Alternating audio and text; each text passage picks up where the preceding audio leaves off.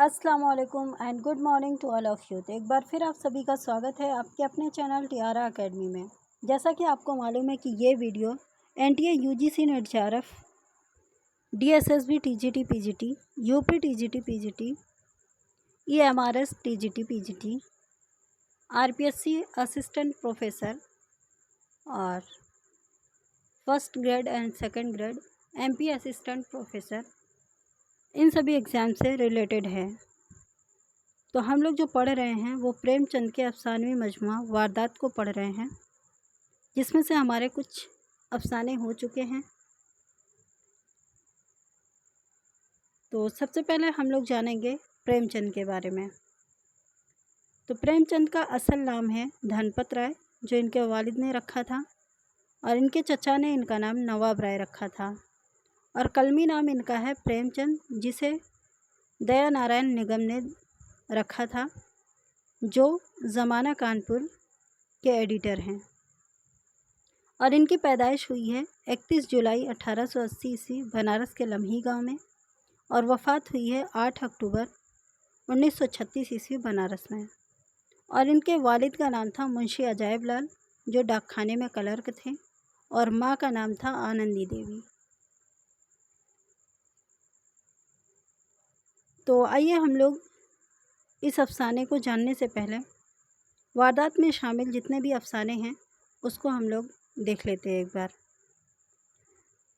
तो ये जो अफसानवी मजमूआ वारदात है, ये 1937 ईस्वी में लिख कर मुकम्मल हुआ, और 1938 ईस्वी में इसे किताबी शक्ल में शाये किया गया है।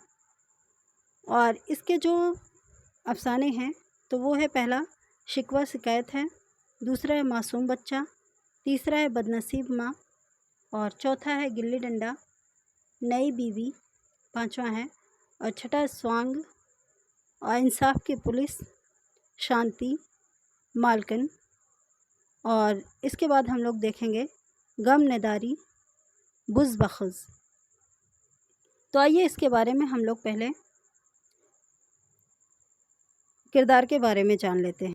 तो इसके जो किरदार हैं वो हैं, पहले चड्ढा साहब और देवी जी, पंडित जी और गरेड़िया।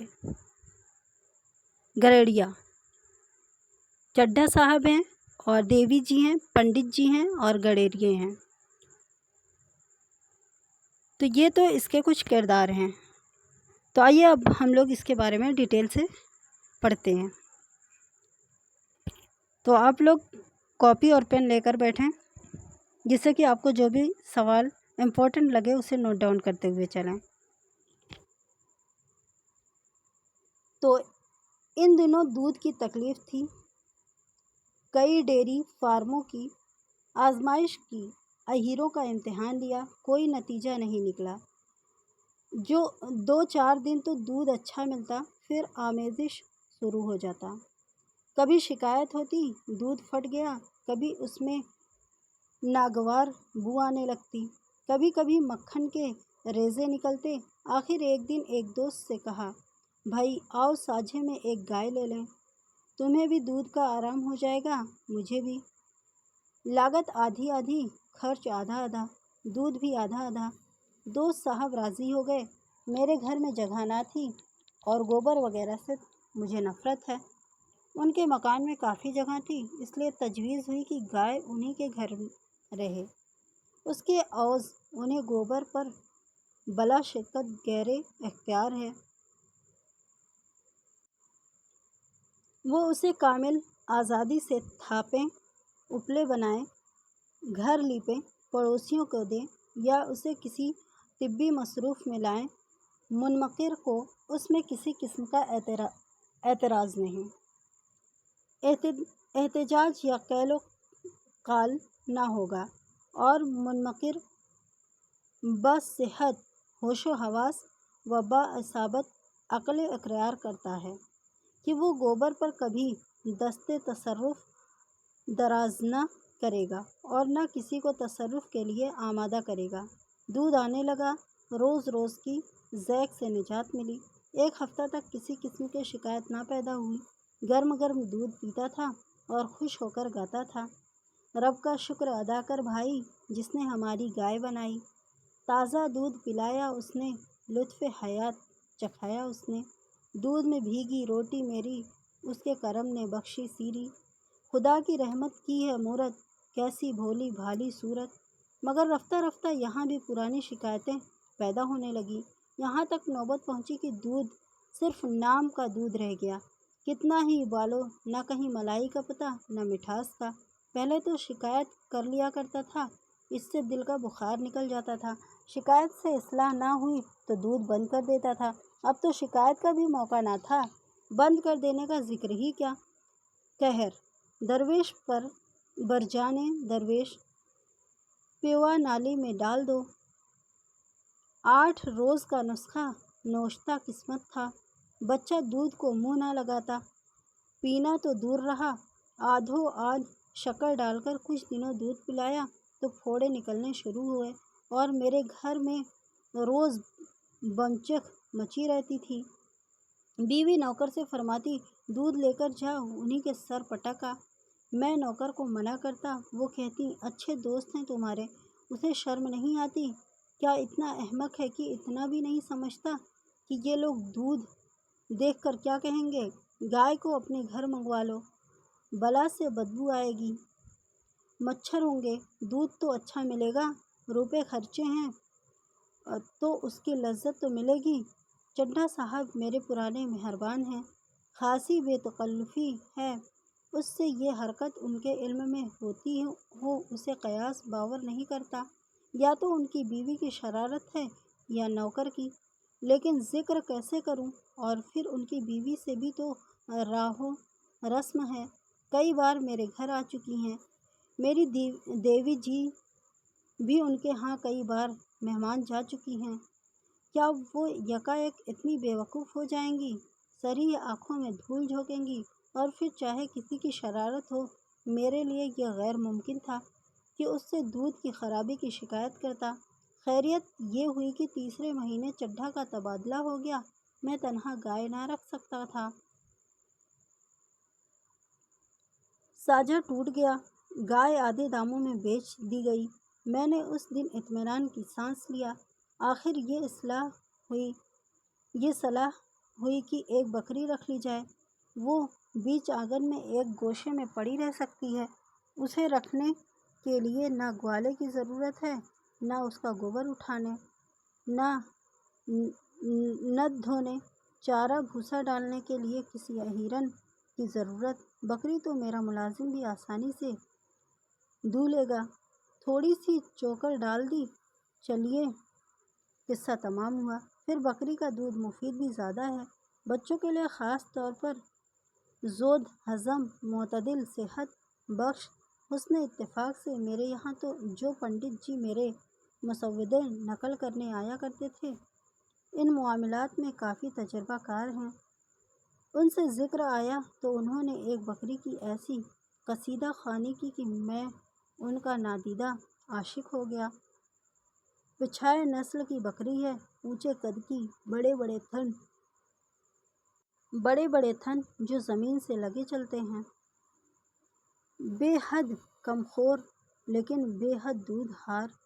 ایک وقت میں 2-2.5 سیر دودھ لے لیجیے، ابھی پہلی مرتبہ ہی بیاہی ہے، 25 روپے میں آ جائے گی۔ مجھے دام کچھ زیادہ معلوم ہوئے، لیکن پنڈت جی پر مجھے اعتبار تھا۔ فرمائش کر دی گئی اور تیسرے دن بکری آ پہنچی۔ میں دیکھ کر اچھل پڑا، جو اوصاف بیان کیے تھے ان سے کچھ زیادہ ہی نکلے۔ ایک چھوٹی سی مٹی کی ناند منگوائی گئی، چوکر کا بھی انتظام ہو گیا۔ شام کو میرے خدمتگار نے دودھ نکالا تو سچ مچ 2.5 سیر۔ میری چھوٹی پتیلی لبریز ہو گئی تھی۔ اب موسلو ڈھول بجائیں گے، یہ مسئلہ اتنے دنوں کے بعد جا کے کہیں حل ہوا ہے۔ پہلے ہی یہ بات سوجتی تو کیوں اتنی پریشانی ہوتی؟ پنڈت جی کا اتنے دنوں کے بعد جا کے کہیں حل ہوا ہے، پہلے ہی یہ بات سوچتی تو کیوں اتنی پریشانی ہوتی؟ پنڈت جی کا بہت بہت شکریہ ادا کیا۔ مجھے علیل صبح اور شام کو سینگ پکڑنے پڑتے تھے، تب آدمی دودھ نکالتا تھا، لیکن یہ تکلیف اس دودھ کے مقابلے میں کچھ نہ تھی۔ بکری کیا ہے، کام دھین ہے۔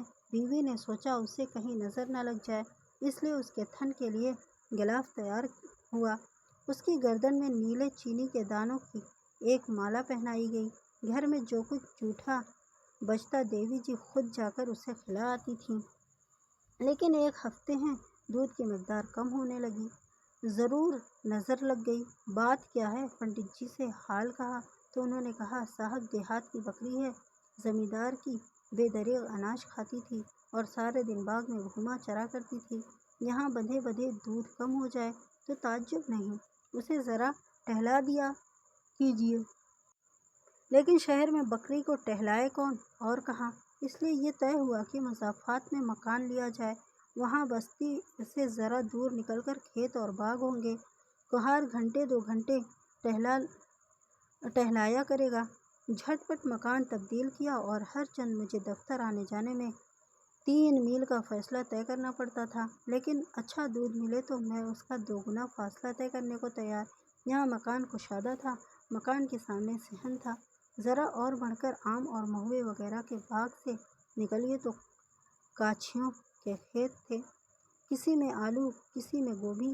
ایک کاچھی سے طے کر لیا کہ روزانہ بکری کے لیے ہریالی دے جایا کرے، مگر اتنی کوشش کرنے پر بھی دودھ کی مقدار میں کوئی خاص بیشی نہ ہوئی۔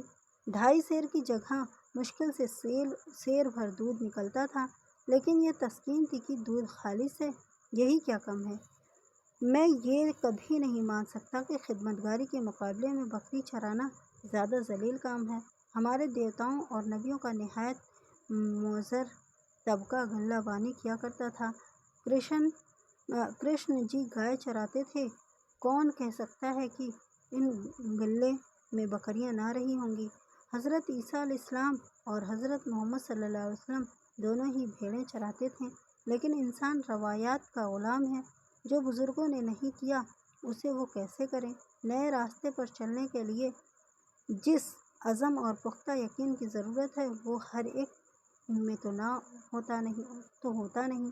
دھوبی آپ کے غلیظ کپڑے دھو لے گا، لیکن آپ کے دروازے پر جھاڑو لگانے میں اپنی ہتک سمجھتا ہے۔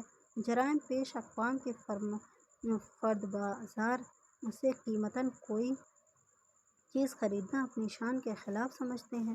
میرا خدمتگار کو بکری لے کر باغ میں جانا برا معلوم ہوتا تھا۔ گھر سے تو لے جاتا، لیکن باغ میں اسے چھوڑ کر خود کسی درخت کے نیچے سو جاتا۔ بکری پتیاں چر لیتی تھی، مگر ایک دن اس کے جی میں آیا کہ ذرا باغ سے نکل کر کھیتوں کی سیر کرے۔ یوں وہ بہت ہی شائستہ مزاج اور وضع دار بکری تھی۔ اس کی صورت سے متانت اور تحمل جھلکتا تھا، لیکن باغ اور کھیت میں اسے یکساں آزادی نہیں ہے، اسے وہ شاید نہ سمجھ سکی۔ ایک روز کسی کھیت میں گھس گئی اور گوبھی کی کئی کیاریاں صاف کر گئی۔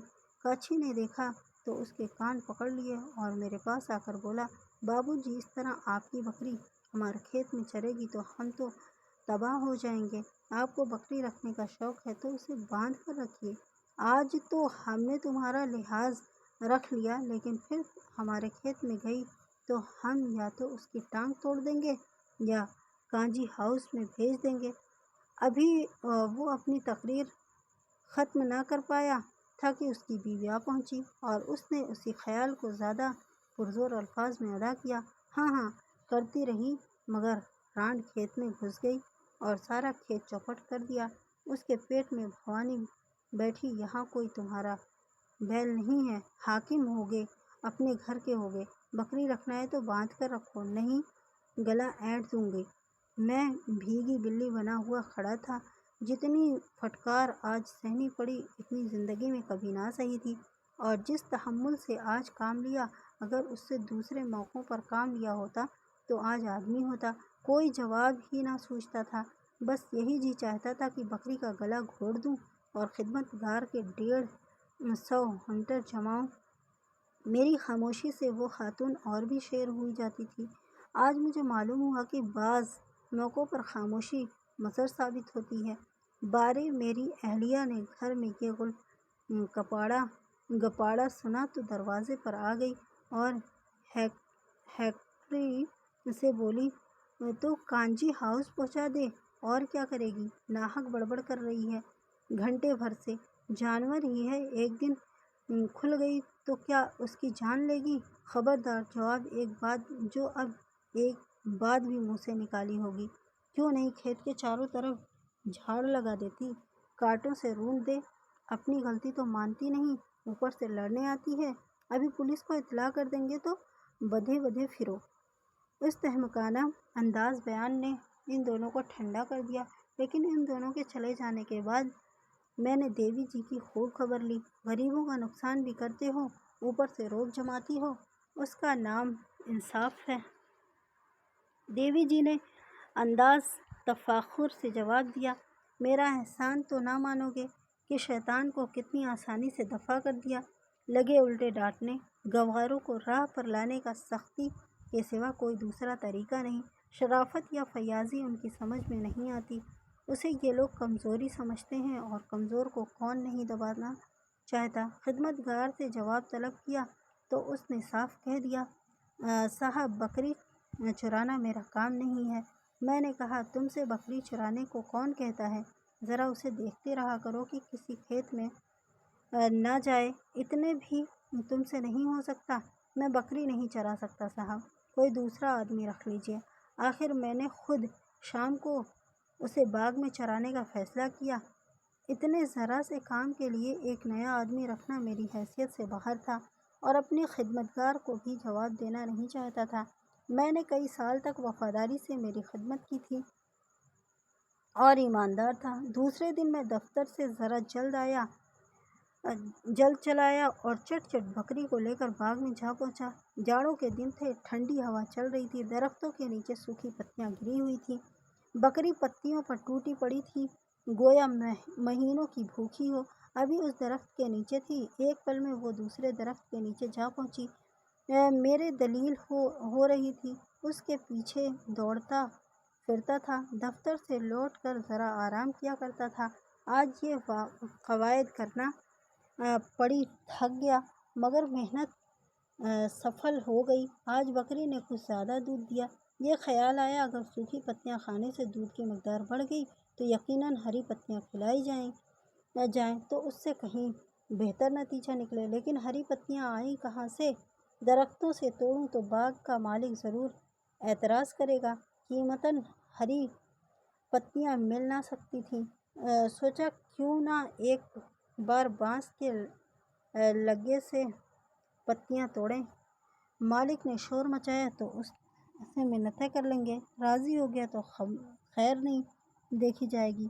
تھوڑی سی پتیاں توڑ لینے سے درخت کا کیا بگڑا جاتا ہے؟ چنانچہ ایک پڑوسی سے ایک پتلا لمبا بانس مانگ لایا، اس میں ایک انکس بدھا اور شام کو بکری کو ساتھ لے کر پتیاں توڑنے لگا۔ چور آنکھوں سے ادھر ادھر دیکھتا جاتا تھا، کہیں مالک تو نہیں آ رہا ہے۔ دفعتاً وہی کاچھی ایک طرف سے آ نکلا اور مجھے پتیاں توڑتے دیکھ کر بولا، یہ کیا کرتے ہو بابو جی؟ آپ کے ہاتھ میں یہ لگا اچھا نہیں لگتا۔ بکری پالنا ہم غریبوں کا کام ہے کہ آپ جیسے شریفوں کا؟ میں کٹ گیا، کچھ جواب نہ سوجھا۔ اس میں کیا برائی ہے؟ اپنے ہاتھ سے اپنا کام کرنے میں کیا شرم؟ وغیرہ جوابات ہلکے بے حقیقت مصنوعی معلوم ہوئے۔ سفید پوشانہ خودداری نے زبان بند کر دی۔ کاچھی نے قریب آ کر میرے ہاتھ سے لگا لے لیا اور آن واحد میں پتیوں کا ڈھیر لگا دیا۔ پوچھا، پتیاں کہاں رکھاؤں؟ میں نے جھینپتے ہوئے کہا، تم رہنے دو، میں اٹھا لے جاؤں گا۔ اس نے تھوڑی سی پتیاں بغل میں اٹھا لیں اور بولا، آپ کیا پتیاں رکھنے جائیں گے؟ چلیے میں رکھ آؤں۔ میں نے برآمدے میں پتیاں رکھوا دیں۔ اسی درخت کے نیچے اس کی چوگنی پتیاں پڑی ہوئی تھیں۔ کاچھی نے اس کا ایک گٹھا بنایا اور سر پر لاد کر چلا گیا۔ اب مجھے معلوم ہوا کہ یہ دہقان کتنے چالاک ہوتے ہیں، کوئی بات مطلب سے خالی نہیں۔ مگر دوسرے دن بکری کو باغ میں لے جانا میرے لیے دشوار ہو گیا۔ کاچھی پھر دیکھے گا اور نہ جانے کیا کیا فکریں چست کرے۔ اس کی نظروں میں گر جانا رسوا ہو جانے سے کم شرمسار نہ تھا۔ ہماری عزت توقیر کا جو معیار عوام نے قائم کر رکھا ہے، ہم کو اس کا احترام کرنا پڑے گا۔ نکو بن کر رہے تو کیا رہے، لیکن بکری اتنی آسانی سے آزاد نہ چہل قدمی سے دست بردار ہونا نہ چاہتی تھی، جسے اس نے اپنا معمول سمجھنا شروع کر دیا تھا۔ شام ہوتے ہی اس نے اتنے زور و شور سے صدائے احتجاج بلند کی کہ گھر میں بیٹھنا مشکل ہو گیا ہے۔ گنکری دار میں کی پیہم آوازیں آ کر کان کے پردوں کو مجروح کرنے لگی۔ کہاں بھاگ جاؤں؟ بیوی نے اسے گالیاں دینا شروع کی۔ میں نے غصے میں آ کر کئی ڈنڈے سے رشید کیے، مگر اس نے ستیہ گرہ ملتوی کرنا تھا نہ کیا۔ عجیب عذاب میں جان تھی، آخر مجبور ہو گیا۔ خود کردہ اعلیٰ جنیست 8 بجے رات، جاڑوں کے دن گھر سے منہ نکالنا مشکل، اور میں بکری کو باغ میں ٹہلا رہا اور اپنی قسمت کو کوس رہا تھا۔ اندھیرے میں پاؤں رکھتے میری روح کانپتی ہے۔ ایک بار میرے سامنے سے ایک سانپ نکل گیا تھا، اگر اس کے اوپر پیر پڑ جاتا تو ضرور کاٹ لیتا۔ تب سے میں اندھیرے میں بھی نہ نکلتا تھا، مگر آج اس بکری کے کارن مجھے اس خطرے کا بھی سامنا کرنا پڑا۔ ذرا بھی ہوا چلتی اور پتے کھڑکتے تو میری آنتیں سکڑ جاتی اور پنڈلیاں کانپنے لگتی۔ شاید اس جنم میں میں بکری رہا ہوں گا اور یہ بکری میری آقا رہی ہوگی۔ وہی کفارہ اس زندگی میں ادا کر رہا تھا۔ برا ہو اس پنڈت کا جس نے یہ بلا میرے سر مندھی۔ گرہستی میں جنجال ہے، بچہ نہ ہوتا تو کیوں اس موذی جانور کی اتنی خوشامد کرنی پڑتی، اور یہ بچہ بڑا ہو جائے گا تو بات نہ سنے گا۔ آپ نے میرے لیے کیا کیا ہے؟ کون سی جائیداد چھوڑی ہے؟ یہ سزا بھگت کر 9 بجے رات کو لوٹا۔ اگر رات کو بکری مر جاتی تو مجھے مطلق غم نہ تھا۔ دوسرے دن صبح ہی سے مجھے یہ فکر دامن گیر ہوئی کہ کس طرح رات کے بیگار سے چھٹی ملے۔ آج دفتر میں تعطیل تھی۔ میں نے ایک لمبی سی رسی منگوائی اور شام کو بکری کے گلے میں رسی ڈالی، ایک درخت کی جڑ سے باندھ کر چھوڑ دیا۔ اب چرے جتنا چاہے، اب چراغ جلتے جلتے کھول لاؤں گا۔ تعطیل تھی ہی، شام کو سنیما دیکھنے کی ٹھہری۔ ایک اچھا سا کھیل آیا ہوا تھا، نوکر کو بھی ساتھ لیا، ورنہ بچے کو کون سنبھالتا۔ جب 9 بجے رات کو گھر لوٹے اور میں لالٹین لے کر بکری لینے گیا تو کیا دیکھتا ہوں کہ اس نے رسی کو 2-3 درختوں میں لپیٹ کر ایسا الجھا ڈالا ہے کہ سلجھنا مشکل ہے۔ اتنی رسی بھی نہ بچی کہ وہ ایک قدم بھی چل سکتی۔ لا حول ولا قوت! جی میں آیا کمبخت کو یہیں چھوڑ دوں، مرتی ہے تو مر جائے۔ اب اتنی رات کو لالٹین کی روشنی سے کون رسی سلجھانے بیٹھے؟ لیکن دل نہ مانا۔ پہلے اس کی گردن سے رسی کھولی، پھر اس کے پیچ در پیچ اینٹھن چھڑائی۔ 1 گھنٹہ وقت صرف ہو گیا۔ مارے سردی کے ہاتھ ٹھٹرے جاتے تھے اور جی جل رہا تھا۔ وہ الگ، یہ ترکیب اور بھی تکلیف دہ ثابت ہوئی۔ اب کیا کروں؟ کچھ عقل کام نہیں کرتی تھی۔ دودھ کا خیال نہ ہوتا تو کسی کو مفت دے دیتا۔ شام ہوتے ہی چڑیل اپنی صدائے بے ہنگام شروع کر دے گی اور گھر میں رہنا مشکل ہو جائے گا، اور آواز بھی کتنی کرہ اور منحوس ہوتی ہے۔ شاستروں میں لکھا بھی ہے، جتنی دور اس کی آواز جاتی ہے اتنی دور دیوتا نہیں آتے۔ سورگ کے بسنے والی ہستیاں جو اپسراؤں کے نغمے سننے کی عادی ہیں، ان کی مکروہ آواز سے نفرت کریں تو کیا تعجب۔ مجھ پر اس کی سماع خراش صداؤں کی ایسی ہیبت سوار تھی کہ دوسرے دن دفتر سے آتے ہی میں گھر سے نکل بھاگا، لیکن 1 میل نکل جانے پر بھی ایسا گمان ہو رہا تھا کہ اس کی آواز میرا پیچھا کیے چلی آتی ہے۔ اپنی تنگ ظرفی پر شرم بھی آ رہی تھی۔ جسے ایک بکری رکھنے کی بھی توفیق نہ ہو، وہ اتنا نازک دماغ کیوں بنے؟ اور پھر تم ساری رات تو گھر سے باہر رہو گے نہیں، 8 بجے پہنچو گے تو کیا وہ گوسفندانہ نغمہ تمہارا خیر مقدم نہ کرے گا؟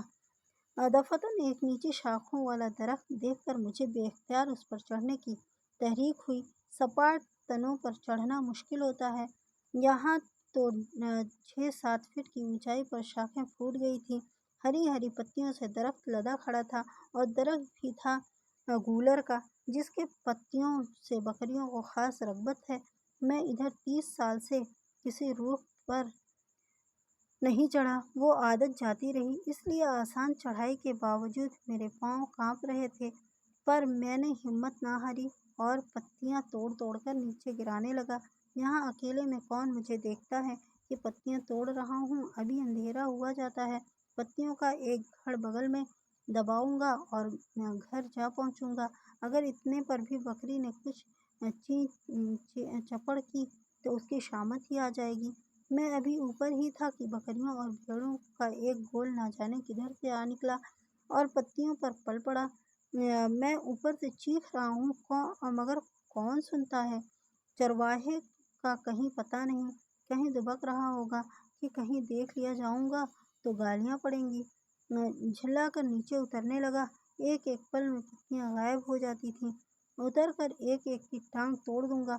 یکایک پاؤں پھسلا اور میں 10 فٹ کی اونچائی سے نیچے آ رہا۔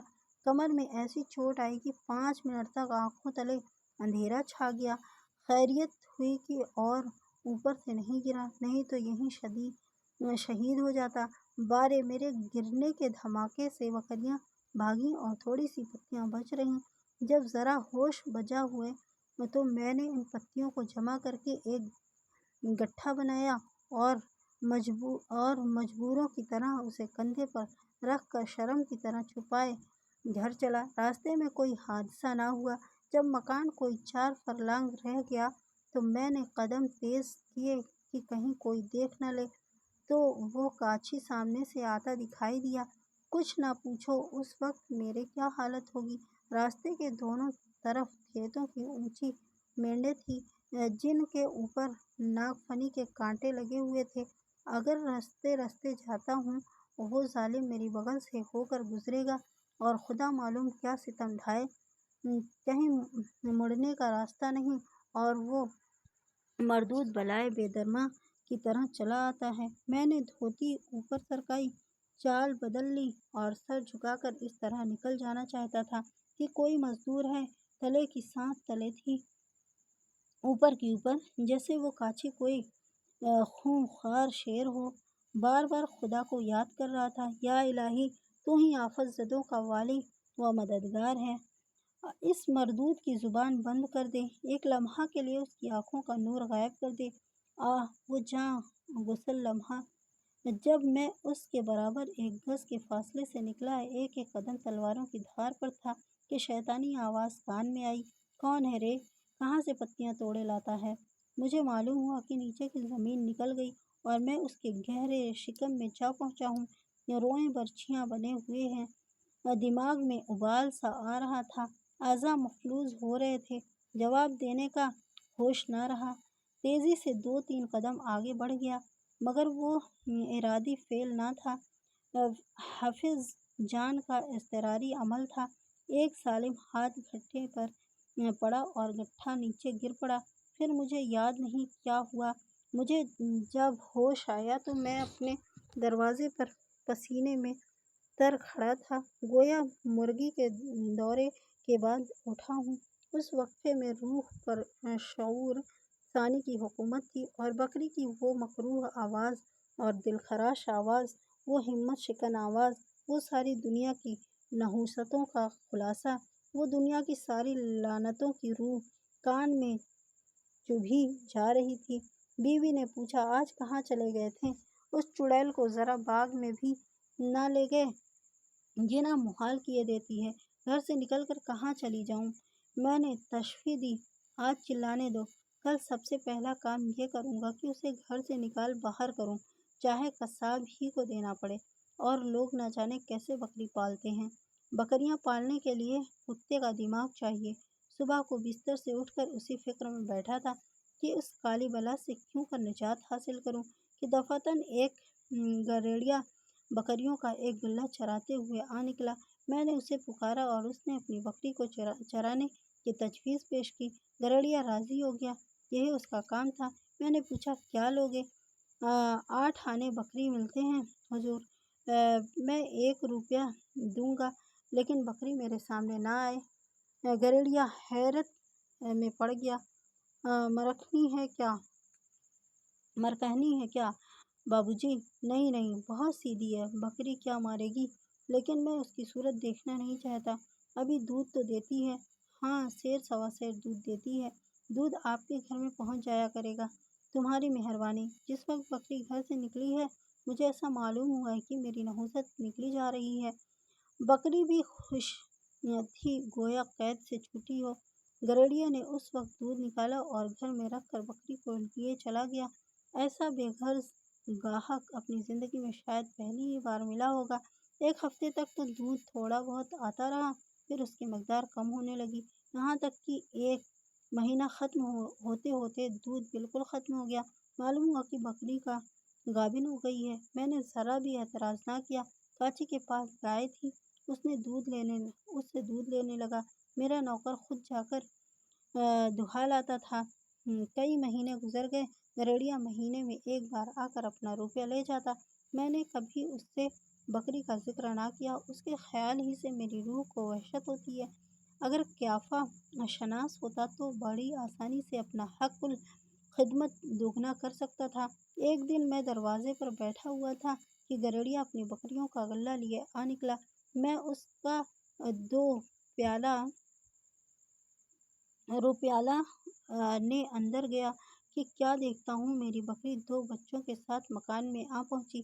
वो पहले सीधी इस जगह गई जहाँ बंधा करती थी, फिर वहाँ से आंगन में आई और शायद तारुफ के इजहार के लिए मेरी तरफ ताकने लगी। उन्होंने दौड़कर एक बच्चे को गोद में ले लिया और कोठरी में जाकर महीनों का जमा चोकर लाए और ऐसी मोहब्बत से बकरी को खिलाने लगी गोया बहुत दिनों की बिछड़ी हुई सहेली आ गई हो। न वो पुरानी तलखी थी, न वो कदूरत। कभी बच्चे को चमकारती थी, कभी बकरी को सहलाती थी और बकरी डाक की रफ्तार से चोकर उड़ा रही थी। तब मुझसे बोली, कितने खूबसूरत बच्चे हैं। हाँ, बहुत खूबसूरत।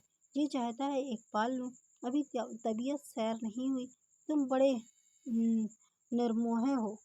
चोकर खत्म हो गया। बकरी इत्मीनान से रुखसत हो गई। दोनों बच्चे भी उसके पीछे फुदकते हुए चले गए। देवी जी आंखों में आंसू भरते ये तमाशा देखती रहीं। गरेड़िया ने चिलम भरी और घर में आग मांगने आया। चलते वक्त बोला, कल से दूध पहुंचा दिया करूंगा मालिक।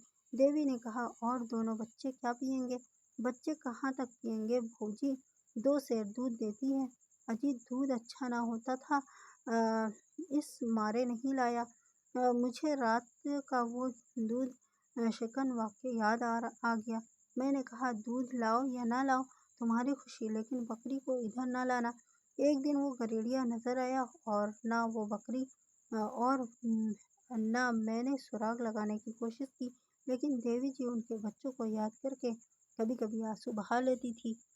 तो ये हमारा अफसाना यहाँ पे कंप्लीट हुआ है। मिलते हैं नेक्स्ट अफसाने के साथ। ओके।